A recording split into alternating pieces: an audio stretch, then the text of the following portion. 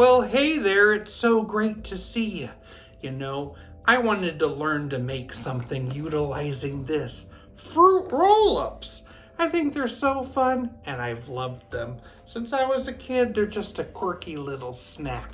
Look, this one has tattoos that go on your tongue. Well, I've decided I'm going to use these and try making like a Monte Cristo type thing. I'm making it up, and we'll see how it goes. I've got some puff pastry sheets here. I'm just going to add a little egg wash to the top. I'm going to bake these for a few minutes in the oven, and then I'll add toppings soon. Fruit roll-ups are part of the General Mills Corporation, and it took 8 years of development, and they came out in 1983. This one I'm going to top with ham and some baby Swiss cheese. Let's get that melted and puffed.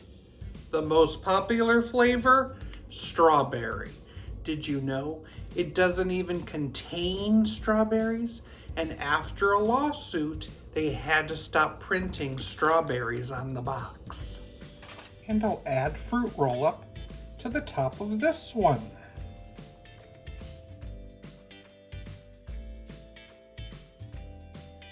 Nice and puffy. Let's place it on top. I heard the newest craze is fruit roll-ups wrapped around a pickle.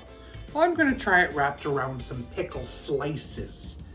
Let's see how that tastes. Whoa.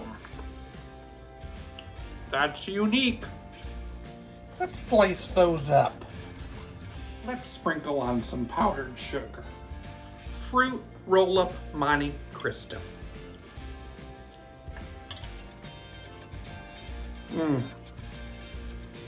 It is awesome.